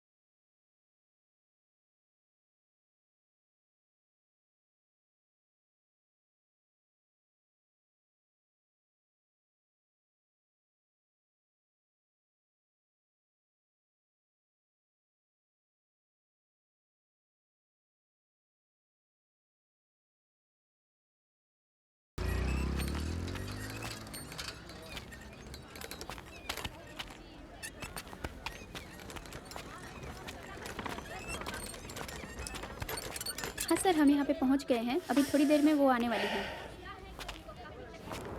हाँ जी।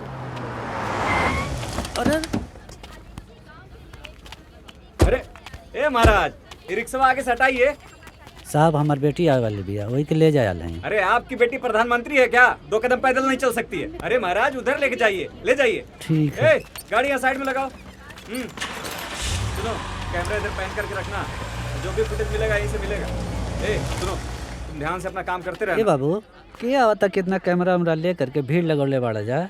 अरे चाचा, एगो लड़की यहवे कोनो गांव के हिया, जौन बहुत बड़का परीक्षा IAS टॉप कैले बिया। अच्छा, हमरो बेटी आवत है, वो शहर में पढ़े ले। अरे महाराज, पढ़े खातिर तो दुनिया भर के बेटी पढ़त तारी सन, लेकिन ई लड़की के तो बातें अलग बा। अब दिमाग मत खराब कर, हमनी के वही के कवर करे आइल बनी सन। चाचा तू जा अपन काम कर, बस आवे के टाइम आ गइल बा।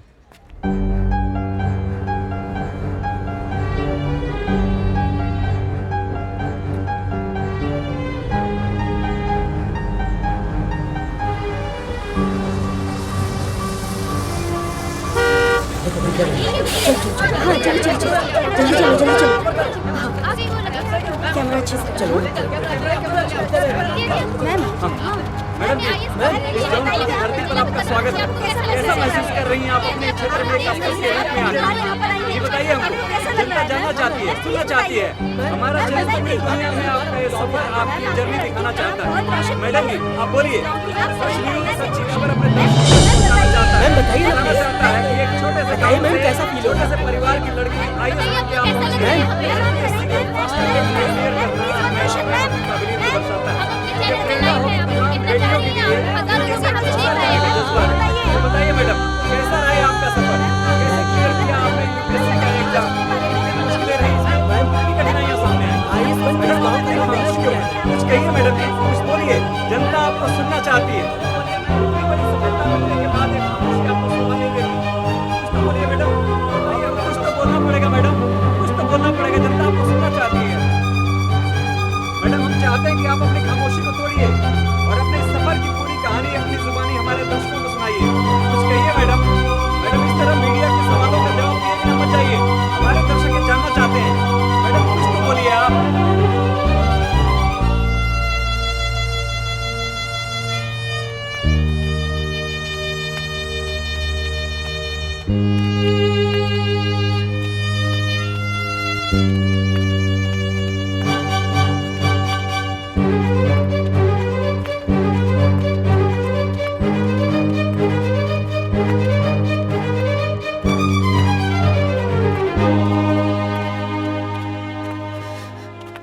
प्रणाम बाबूजी।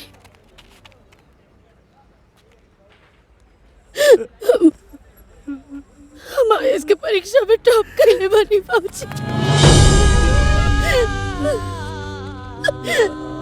बेटी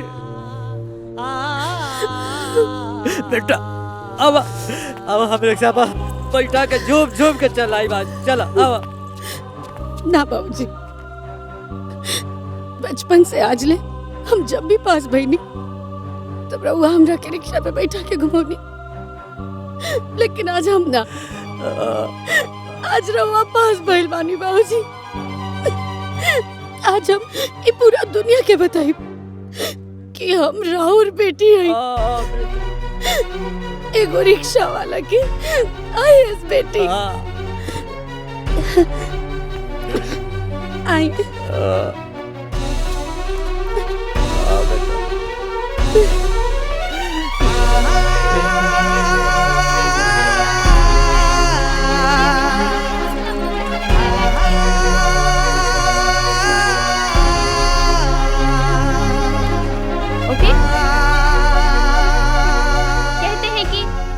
डर के नौका पार नहीं होती और कोशिश करने वालों की कभी हार नहीं होती।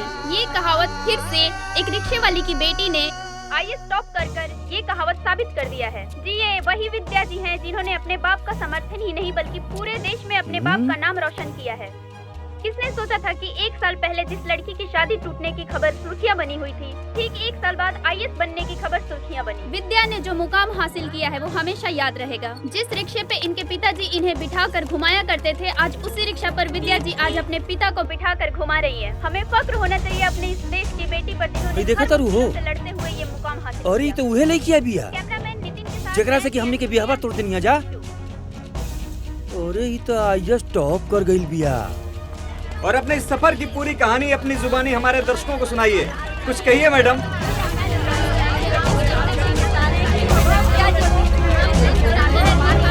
अरे विद्या बिटिया रिक्शा चलावती है। मैडम हम चाहते हैं कि आप अपनी खामोशी को तोड़िए। गोपाल भैया ऊपर बैठे ना, जरूर कोनो खुशखबरी बात बा। आप IAS बनने के बाद पहली बार यहाँ पर आई हैं। आपको कैसा लग रहा है मैम? मैम प्लीज बताइए। मैम बताएंगी? अरे वाह बिटिया रानी वाह। प्रणाम चाचा जी। खुश रह बेटा खुश रह। अरे भाई गोपाल भाई बहुत बहुत बधाई हो। बूंदा भगत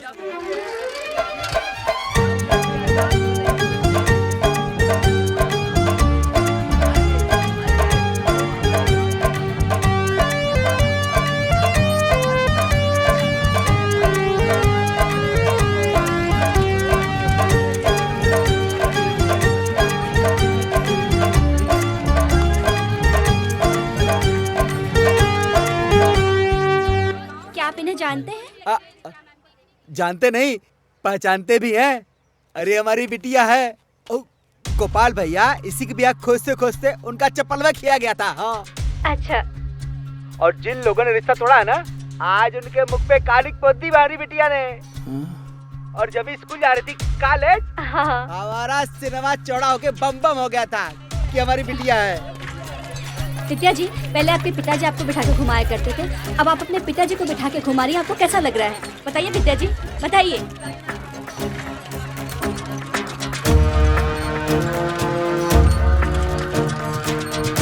अच्छा यह लड़के बिया। बहुत बढ़िया भइल का बारात वापस लौट गई। उ ससुरा एकरा लायक रहबे नहीं कैलक।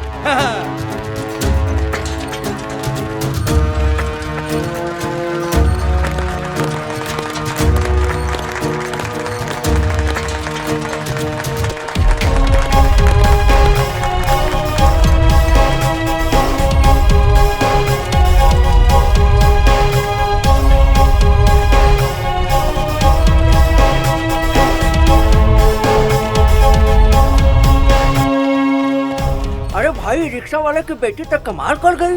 अरे भाई जे पढ़ाई करी उहे ना आगे बढ़ी। अरे भैया आज हमरा यकीन हो गए, चाहे रिक्शा वाले की बेटी हो या चाय वाला के, लड़की के पढ़ाए के चाहिए। अब हम अपना लड़की के पढ़ाई में लिखाए अफसर ही बनाए।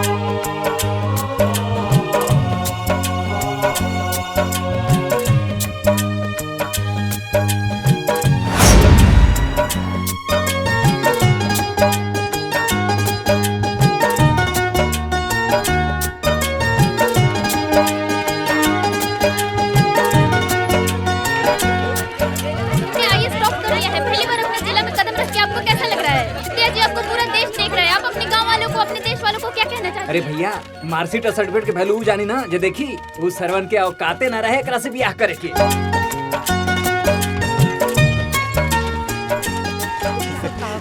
अरे हमरे दुआरे पे इतना विद्या आज स्टाफ कर गेल बाबू। हम देख सकते हैं कि ये वही घर है, वही गांव है जहां विद्या जी पढ़ी लिखी और बड़ी हुई। और आज विद्या जी ने सिर्फ अपने माँ पिता का नहीं बल्कि पूरे गांव का नाम रोशन किया है। और यहाँ गांव के लोगों के चेहरे पे जो मुस्कुराहट है वो इस बात की देखिए, गवाही विद्या है जी की कि पूरा दादी जी गांव है, खुश आज है। इनके चेहरे पे एक हम अलग अपने सी खुशी दर्शकों को झलक रही है। मिलवाते हैं विद्या जी के दादी से।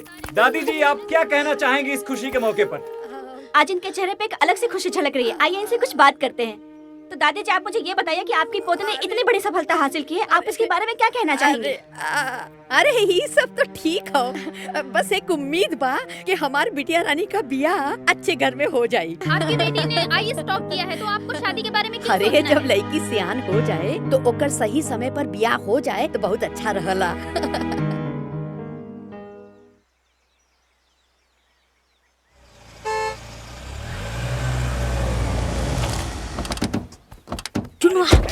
अरे ई ओए अवन जिससे विद्या दीदी की शादी टूटल रहे। अरे प्रणाम माता जी, प्रणाम प्रणाम। आप देखिए ना आज कितना शुभ दिन बा कि हमार होखे वाली पतो आईएएस बन गई। जानत नहीं हम कि हमार पतो हीरा हो चमकबे कोरी। आ देखी चमक गईल।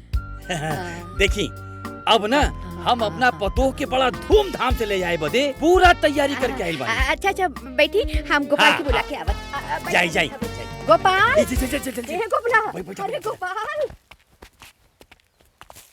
जय हो भगवान, भगवान गलती माफ करा। बड़के पापा जी जे लोग दीदी के बारात वापस लेकर रहले वो लोग फिर से आइल बाड़े। अरे बेटा भगवान बनवास से आ गए रे। हाँ अरे उन लोग खुद चल कर आए लवन। अरे बेटा बाहर बारात उरात सब तैयारी करके आए लवन। ए बेटा बस जल्दी से तय सब करके हमार बिटिया का ये साल ब्याह कर दा। हाँ चलो बच्चे। बाबूजी रुकी, का भेल बेटी? हमके कुछ बात करे के बा। आई त अंदर चले। का बात करे क्या? तोरा के मालूम बा? का बात बा? समझ नहीं क्या बता, समझ में नहीं क्या बता। हमके कुछ नहीं बता। दीदी का बात बा?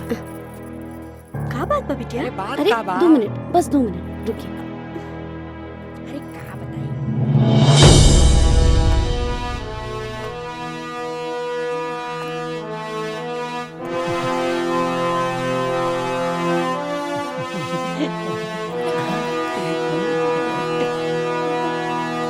ए चुन्नू सुनो।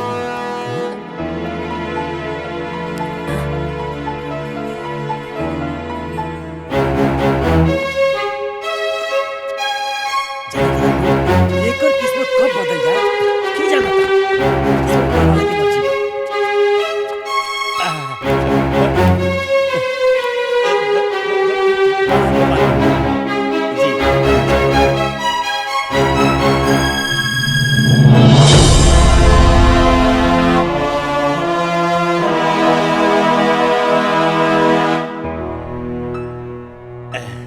अब देखी ना जब बारात आइल रहे तो हमार लड़का क्लर्क रहे। अरे मैनेजर हो गई बा रघुआ लोग के आशीर्वाद से। अब जाने तानी गोपाल बाबू सब संयोग होला। अब वो दिन संयोग ना रहल बियाह ना हो पावल। अब जाने तानी भगवान के मर्जी देखी कि हमार लड़का आजो कुंवार बा। काहे कि एहनी के जोड़ी आसमान से बन के आइल बा। ए गोपाल बाबू हमरा के 2 चक्का 4 चक्का रुपया पैसा गहना गुड़िया कुछ होना चाहिए। काहे कि दुल्हन ही दहेज होला। अब जब रउआ अपन लक्ष्मी हमरा के दे रहल बानी अब ऐसे बड़ संपत्ति का होला हो कि ना। अब बस अब राजा जनक जी बनके एगो एहसान कर दी कि हमरा पतोहिया की कन्यादान कर दी। दहेज कितना देबा? का और लड़की वाला दहेज मांगेला जी? इ तो लड़की के बेचला के बराबर भइल। लड़का वाला दहेज मांगी तो शान है, और लड़की वाला दहेज मांगी तो बेचल का है। हमार लड़की तोहरे लड़का से लाख गुना बढ़िया है। अरे रघुआ का कहो तानी कुछ समझा तानी? इस समाज का कही महाराज? समाज उहे कही जौन हम कह। पहलू काबिलियत के है, चाहे बेटी हो के चाहे बेटा। परिवार संभाले बेटी, वंश बढ़ावे बेटी, प्रतिष्ठा बढ़ावे बेटी, दहेज लिया बेटा के बाप। सबके खिया के भूखे पेट सोए बेटी, दहेज लिया बेटा के बाप। सास ससुर ननद देवरानी जेठानी सबकर गुलामी बजावे बेटी, दहेज लिया बेटा के बाप। अब हम समझ गेली, हमरा के माफ कर दी। रउआ हमार आँख खोल देनी, हमरा के अपन गलती के एहसास हो गई। अब रउआ हमरा के ढेर बेइज्जत मत करी। हम 2 गो साड़ी पर ब्याह करे खातिर तैयार बानी। तोहरे जैसन छोट सोच वाला ना हमरे जैसन बड़ सोच वाले के रिश्ता ना कर सकेला। हमार बेटी IAS अफसर है ना, हमार शान है, हमार पहचान है। जा यहाँ से। एक बार फिर सोच ली गोपाल बाबू। तू जा यहाँ से।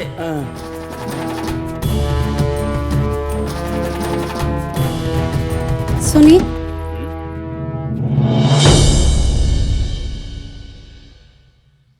अपना बाबूजी की तरफ से रउआ लोग से हम माफी मांगता नहीं।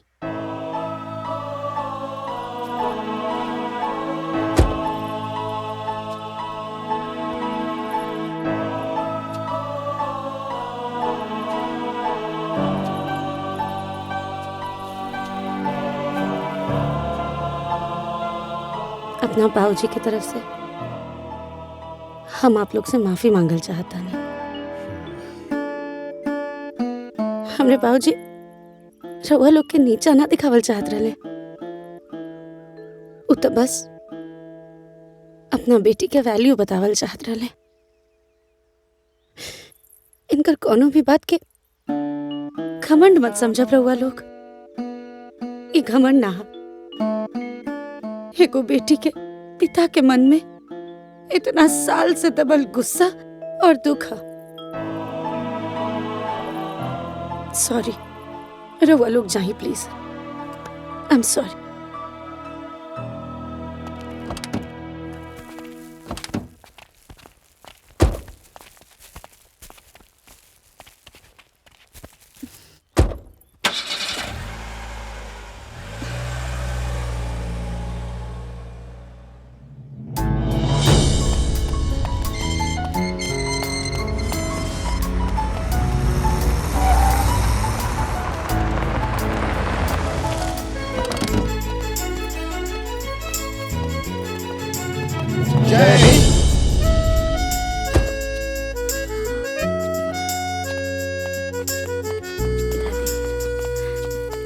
Welcome madam. Thank you. Mishra ji, tempo से सब सामान घर पर शिफ्ट करवा दीजिए। आई दादी, आई बाबूजी।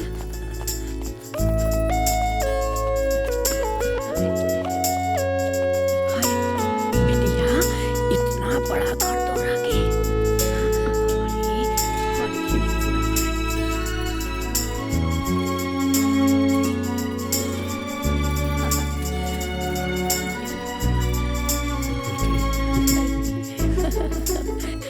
अरे बेटी, रहे खातिर इतना बड़ा घर। अरे बाहर मर्द लोग तोरा के सलामी ठोकत रहल। अरे बेटी, हम समझ गईली तू कोनो बड़का काम कैले हो। अरे हम ना समझली।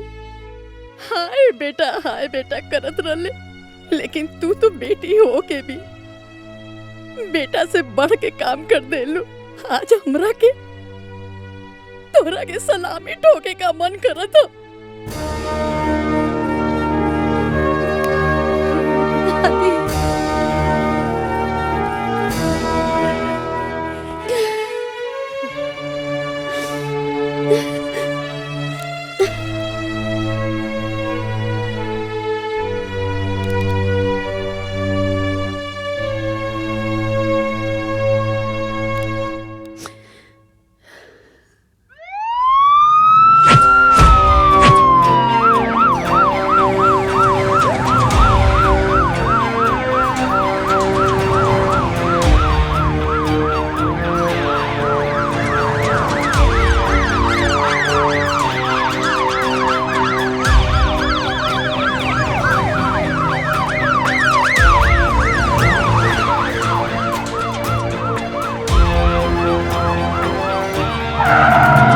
जैसा कि आप देख सकते हैं विद्या मैडम की गाड़ी हमारे सामने आके रुक रही है और हम अभी आप सबसे रूबरू करवाते हैं विद्या मैडम को।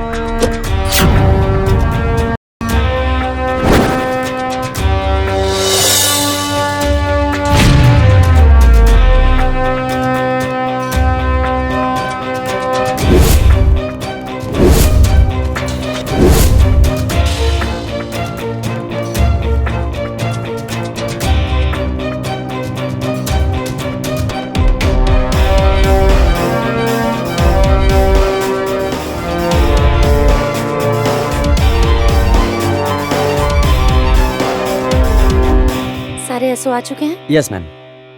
15 मिनट बाद मीटिंग करेंगे। Thank you. जय हिंद मैडम।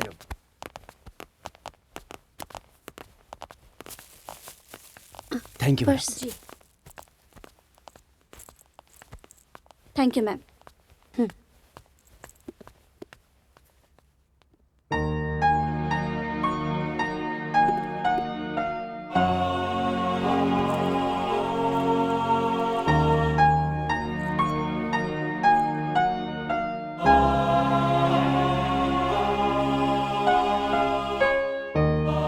दुर्गा माता तोके शक्ति दी है, तोके निडर बनाई है और एगो निडर इंसान अपना साथे साथे पूरे समाज का भला करे ना।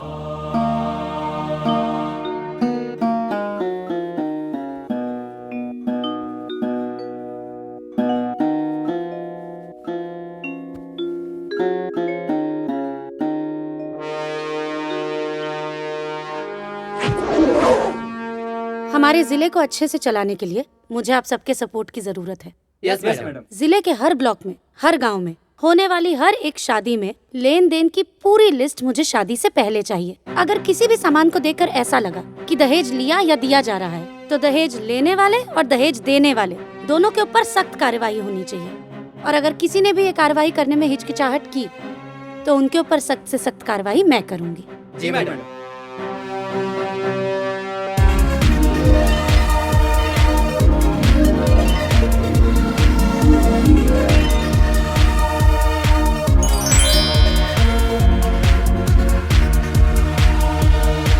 गाजीपुर जिले के नए जिला अधिकारी कुमारी विद्या गोपाल अपने नियुक्ति के साथ ही एक्शन में नजर आ रही हैं। ये मुहिम में सबसे ज्यादा मदद मुझे मेरे मीडिया के दोस्तों की चाहिए। अगर आप लोग हमारा साथ देंगे तो हमारे जिले की कोई भी लड़की कभी भी दहेज की आग में नहीं जलेगी। Thank you. वर्षों से समाज के किसी कोने में उठा के फेंक दी गई सरकार की स्लोगन दुल्हन ही दहेज है वो पूर्व जीवित करते हुए जमीनी स्तर पर उतारने के लिए कमर कस ली है। जिले में होने वाले हर शादियों का लेन देन का ब्यौरा थाने में देने का निर्देश जारी किया गया है। सरकार द्वारा बनाए गए कानून का उल्लंघन करने वालों पे उचित कार्रवाई करने का निर्देश दिया है। बेटी माँ बाप के दुख समझे ले, बेटी के पढ़ावा, आगे बढ़ावा, अफसर बनावा। वाह चाची वाह, दहेज लेवे वाला भी पकड़ाई और दहेज देवे वाला भी। हाँ बाबू। हाँ, अब तो दहेज लेवे वालन के खैर नहीं के। हाँ देखा जयवीर, अब तो जे दहेज लेके ब्याह करी ना ओके तो जेल जाए के पड़ी और ना तो जिला छोड़े के पड़ी, ना तो ना केहू के छोड़ी ना। दहेज कम भइल बा। और जनता के लिए एक टेलीफोन नंबर जारी करते हुए पुलिस के साथ खुद विद्या गोपाल जी जीरो ग्राउंड पर उतर चुकी हैं। संजना जी, दिस इज करेस्पॉन्डेंट अमरीना। ये जो डीएम साहिबा ने कदम उठाया है वो काबिले तारीफ है। बहू बहन बेटियों में एक खुशी की लहर साफ दिखाई पड़ती है।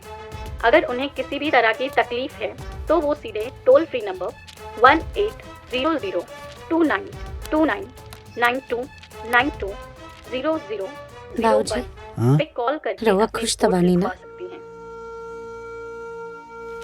बेटी, जेकर बेटी इतना बड़ काम कैले होखे ओकर बाप काहे ना खुश हो। बेटी आज छाती चौड़ा हो गई, ते हमार शान बाड़ी। बेटी बस एक के हमार अरमान बा, का बाबूजी? तोर शादी कोनो अच्छा लड़का से हो जाए और हम कन्यादान करके पुण्य कमा लें।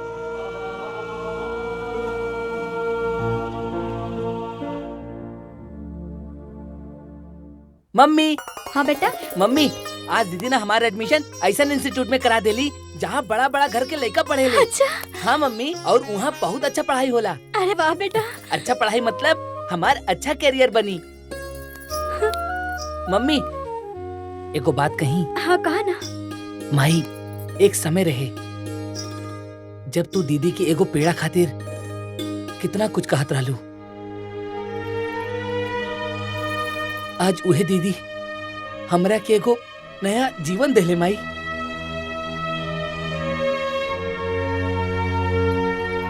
हाँ माई।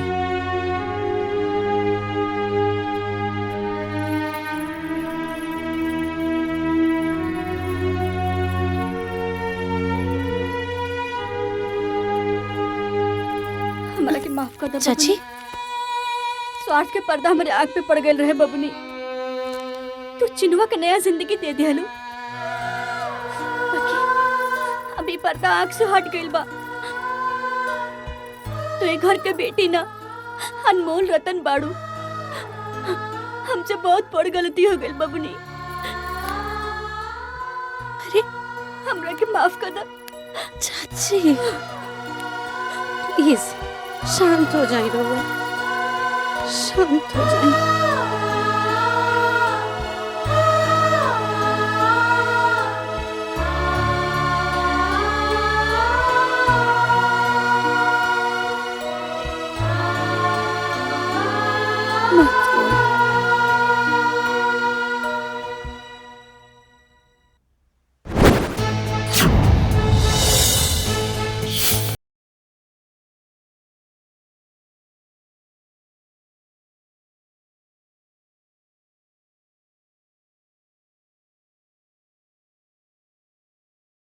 समाज सुधार की आपकी मुहिम लड़कियों के लिए अभिशाप बनती जा रही है। मैडम आप ये जो दहेज लेने वालों को उठा रही हैं, ये कार्रवाई आखिर कब तक चलेगी? जी मैम बोलिए कुछ। हमने सुना है कि आप अपना पर्सनल फ्रस्ट्रेशन के चलते ये कार्रवाई कर रही हैं, क्योंकि आपकी शादी भी मंडप में ही टूटी थी। नाम क्या है तुम्हारा? लीला। तुम्हारी शादी हो चुकी है लीला? पापा ढूंढ रहे हैं। अच्छा, तो क्या तुमने अभी हाल फिलहाल में अपने पिताजी को ध्यान से देखा है? उनके जूतों को देखा है? उनके बॉडी लैंग्वेज को देखा है? नहीं। अगर देखी होती तो उस चेहरे के पीछे का रोता हुआ चेहरा, उनके जूतों की घिसी हुई एड़ियां और उनके झुके हुए कंधों को देखकर तुम्हें यह पता चल जाता कि इस देश में एक बेटी के बाप का दर्द क्या होता है। ऐसी कोई शादी नहीं है जिसमें बेटी के बाप का कुछ बिका ना हो। ऐसी कोई शादी नहीं है जिसमें किसी बेटी की माँ का कुछ गिरवी ना रखा गया हो। मैडम, लेकिन लेन देन विवाह का एक अंग है। ये एक ऐसा सड़ा हुआ अंग है जिसमें बीमारी लग चुकी है और इसे काट के शरीर से दूर फेंक देना ही भलाई है। अगर सिर्फ सरकारी आंकड़ों को ही देखा जाए तो हर 1 घंटे में एक लड़की की मौत दहेज की वजह से होती है, और ये तो सिर्फ सरकारी आंकड़े हैं। तो फिर आपके हिसाब से शादी के सिस्टम को खत्म कर देना चाहिए। शादी कोई सिस्टम नहीं है। शादी तो 2 परिवारों का मिलन है, और 2 लोग के मिलन में जिम्मेदारी किसी एक पर ही क्यों? अरे शादी तो बेटी की होती है, लेकिन लोगों को सिर्फ इतना ही ख्याल रहता है कि लड़की लेकर के आई है, 2 चक्का या 4 चक्का। अरे उसने पढ़ लिख के मेहनत करके कौन सी डिग्री हासिल की है, इससे किसी को कोई फर्क नहीं पड़ता। दूल्हा भले रावण हो, लेकिन दुल्हन हमेशा सीता होनी चाहिए। परिवार वाले भले कौरव क्यों ना हो, लेकिन बहू द्रौपदी होनी चाहिए। पर एक बात याद रख लीजिए आप लोग, इस कलयुग के दहेज रूपी दानव के चीरहरण से हमें बचाने के लिए कोई भगवान कृष्ण नहीं आने वाले हैं। हम सबको ही एक दूसरे के लिए कृष्ण बनना पड़ेगा। एक दूसरे की मदद हम सबको ही करनी पड़ेगी। हम सबको ही कोशिश करके एक दूसरे के लिए अच्छा ससुराल और अच्छा दूल्हा ढूंढना होगा। वो कैसे? मान लो कि तुम्हारी शादी एक गांव में तय हुई। जिस गांव में तुम्हारी शादी तय हुई है, उस गांव की बहन, भाभी, माँ, हर कोई अगर ये जिम्मेदारी उठा ले कि तुम्हें उस दूल्हे की सारी सच्चाई बतानी है, तो क्या तुम्हें शादी में आसानी नहीं होगी? अरे बेटी के माँ बाप तो लड़के की मौजूदा स्थिति देखकर शादी तय कर देते हैं, लेकिन गांव की बहन बेटियों को उस लड़के की और उसके परिवार की पूरे अतीत की सच्चाई पता होती है। बस यही सच्चाई अगर वो दुल्हन और उसके परिवार को पहुंचा दे, तो कोई माँ बाप अपनी बेटी को आग में नहीं झोंकना चाहेंगे। किसकी शादी, कहाँ, किस घर में, हमें कैसे पता चलेगा मैडम? ये डिजिटल इंडिया का टाइम है। इस डिजिटलाइजेशन को अपनी लाइफ सेट करने के लिए इस्तेमाल करना चाहिए, वेस्ट करने के लिए नहीं। आज ही से डीएम ऑफिस के फेसबुक और इंस्टाग्राम के ऑफिशियल पेज से एक कम्युनिटी बनाई जाएगी, दुल्हन ही दहेज है। मेरा आप सब लोगों से भी निवेदन है कि इस न्यूज को जितना हो सके उतना स्प्रेड कीजिए और हमारे जिला की जितनी लड़कियां हैं, हर कोई उस कम्युनिटी को ज्वाइन करे और उस कम्युनिटी में जिसकी जहां शादी हो रही है वो सारी डिटेल्स शेयर करें और साथ ही में दूल्हे की सारी डिटेल्स शेयर करें। फिर उस लड़के के बारे में बाकी कोई भी लड़की जो भी कुछ जानती हो वो डिटेल भी उस कम्युनिटी पर शेयर करें। अगर कोई काम एक आदमी अकेला करता है तो वो सिर्फ काम होता है, लेकिन अगर कोई काम सब लोग मिल के करते हैं तो वो एक आंदोलन बन जाता है और आंदोलन के बाद ही आती है क्रांति। धन्यवाद। जैसा कि आपने देखा, डीएम विद्या गोपाल ने दुल्हन ही दहेज है मुहिम में सबका साथ मांगा है। उन्होंने आगे ये भी साफ कहा है कि उनके लिए भी उनकी कम्युनिटी ऐसा ही रिश्ता ढूंढे जिसके परिवार में 3 पुश्तों ने ना दहेज लिया हो और ना ही दहेज दिया हो। अब हम बहनों को एक दूसरे की मदद करनी है और दुल्हन ही दहेज है कम्युनिटी को ज्वाइन करना है।